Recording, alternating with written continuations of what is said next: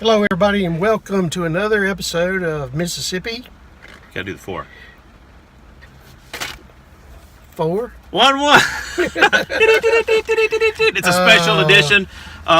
Here to talk to you about the special session. So special edition about the special session. Figured you might want to know what was going on down in Jackson during the special session. You probably caught some news. I know everybody in DeSoto County, they're kind of in a blackout.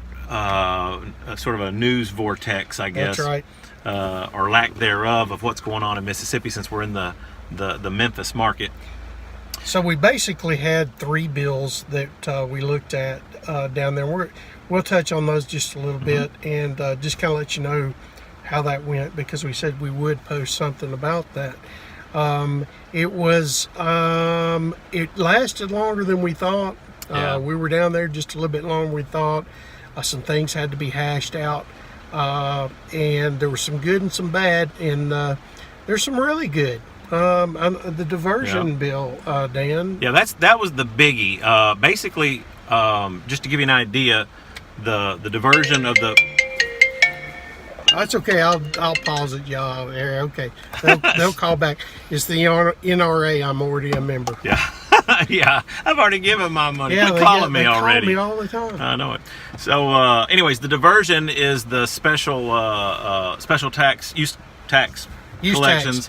What it's going to do is it's going to divert money back to the local municipalities and counties. Correct, for infrastructure needs. Now, this is money that DOR already collects from companies like Amazon. That's Department of Revenue. Department of Revenue that they already collect. We didn't pass an internet sales tax or anything like that, but because of the Supreme Court ruling and current laws of Mississippi, DOR is reaching out to these companies and trying to collect, and they've worked out a deal with Amazon. So this is money that, instead of staying in the general fund in Jackson and paying for Jackson, we actually got a diversion to go back to the cities and counties. And Dan, why don't you tell them about that a little bit? Yeah, just to give you an idea, though, about the whole use tax collections, if you've been keeping up with the blog, a couple years ago we had it was going to be a internet sales tax measure that came up. And you may have noticed that Amazon has basically decided to collect before there was ever a Supreme Court ruling, but you're going to find more and more that when you buy stuff online, that you are going to have to start paying sales tax, because DOR is going to start going after retailers. And because of the ruling of the Supreme Court. Yeah, because of the ruling of the Supreme Court. So it wasn't anything that the legislature did. But these monies are going to get diverted up, and some of them are going to be sent back to the local counties and municipalities. Correct. Basically, it's 15%. Current dollars right now is $338 million. So 15% of that in use tax collections pre-diversion distributed to the cities is going to equal about $50,700,000, $51 million, and $3 million will be distributed equally to the cities. So that means a little over $10,000 for every city in the state of Mississippi. That will be kind of their base. Right. So if you're a really tiny town that's got 50 residents, I don't know if you'd be a town for 50 residents, but you'll still get money. But you still assist you with the infrastructure needs. Then one half of the remainder would be based upon the city's total population, and the other half would be based upon the city's total sales tax diversion. So everybody in that town that's buying stuff online, the sales taxes you're paying, a diversion of a portion of that basically will get sent back to be used for roads and bridges. Roads and bridges, exactly. Infrastructure needs. Now there is a match. Now this is very important, because this is a safeguard to make sure that that monies are being spent the way they should be spent on infrastructure needs in your city and in your county. Exactly, and basically what it means is that one of the stipulations in the diversion is that the city or county must continue to spend the dollars they're spending now. As we know, what happens is when you give somebody more money, usually they go, oh, well, I'll use the money I was using for doing roads and bridges for something else, you know. And use state money for that now. Right. They can't do that. They have to spend the money that they normally spend, or they could actually lose part of that diversion. So they have to match to be able to get the funds. We wanted to make sure that the money went where it was supposed to go. Correct. And that's good news for all my peeps in Horn Lake. I know there's a lot of folks that have had some road issues. Help's coming. And we're going to give you some numbers here. This is based on current collections, and it'll be phased in over a few years. It's not going to be like, oop, boom, here's your check for this amount. But what it does mean is that there's going to be much needed help going to the cities and the counties from across the state. The town of Walls, they're going to, based on current dollars that are collected, they're looking at about $33,000 a year extra in their budget that'll come to help be used towards roads and bridges. Horn Lake is looking at about $681,000. About $1.6 million for South Haven. About $1,083,000 for Olive Branch. Hernando's looking at about $423,000. And DeSoto County is looking at about $1.3 million. That's extra money that's going to come back to the cities and the county here in DeSoto County to help out with roads and bridges. And that's additional money to what they're currently spending. So, and what I'd encourage everybody to do too, Dan, while we're talking about this, now that's DeSoto County, and I know people across the state watch this, so you need to contact your city government, your county government, and let them know what your needs are. Yes. Because this money is coming back for you. And if you know areas that need work, that need this little TLC, the money's coming back. You need to let your elected official know where money needs to be spent. Let them hear from you. That's right. And if we aren't your reps, feel free to shoot us an email and say, hey, what's my town going to get? We'll let you know.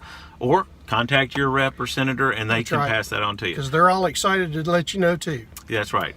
So good for Mississippi. Now, the second thing that passed was, and there was a lot of debate about this, and we could sit there and talk for an hour about the pros and cons of it, but it's just a fact now. The lottery did pass in the state of Mississippi. I've had a lot of people ask me, so when am I going to get to buy my tickets at the gas station?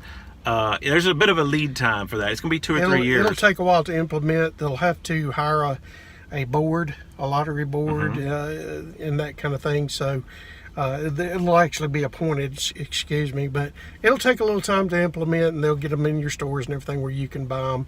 And it just depends.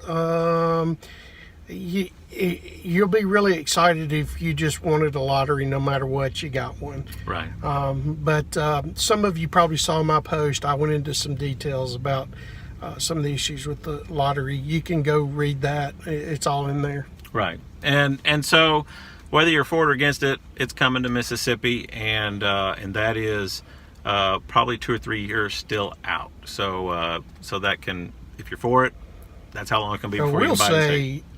Dan, that everything up to $80 million that's made off the lottery goes to infrastructure for 10 years. For 10 years, it's been earmarked to go towards roads and bridges in the state. And anything over 80 million goes to pre-K education. Okay, some sources are saying education. Well, it's going to pre-K education. So which is not mandated in our state. Yeah, it's not mandated in our state. So just wanted to let y'all know that. The third thing was the BP money settlement. You probably remember, how many years ago was this? It's been a while that they had the BP. You've probably seen the movie. Right. Yeah. Marky Mark, isn't he in that? Yeah, well, whatever I forget the name of the movie now. Deep Horizon. Deep Horizon, yeah. Deepwater Horizon. Well, when all that oil spilled out and messed up the Gulf, and Mississippi has a good piece of real estate down there, settlements were made. The state actually sued BP. Most of the folks on the coast and throughout the state that had losses were able to file for those losses and get reimbursed. Right. But the state also sued them for losses and revenues, and won a settlement of about $750 million to be paid over 10 or 15 years, I think it is. And there's been a whole lot of back and forth about how is that money going to get divided up, how's it going to get spent, and so that was the third thing that was addressed. Right. Well, let me clarify something. This $750 million was to make the state whole for lost revenues. I hate using revenues, but anyway, lost revenues. Right. So that was to make the state whole. The coast had already been made whole. They had already gotten payments and everything like that. But we felt as a legislature that the most harm was done to the coast. And that's why we voted for 75% of those funds to stay with the 6 coastal counties. Right. And then the other 76 counties would divide 25, the remaining 25%. And then there was an additional $50 million that was a revenue bond that was taken out to address immediate needs right now in the state, a lot of the bridge closures and all of that. But going forward, as we receive the settlement over time, it'll be divided up, basically that 25-75 split, with the 25% being divided up among the 76 counties, and then the 75% being divided up among the 6 coastal counties. So that's pretty much what happened down in Jackson.